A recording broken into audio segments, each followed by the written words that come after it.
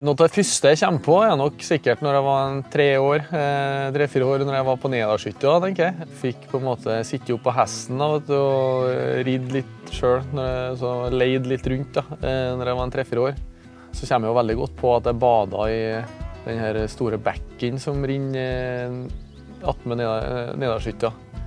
Så det var liksom en fast greie når jeg var på Nedalshytta på sommeren og badet i en sånn liten kulp der. Det kommer jeg veldig godt på.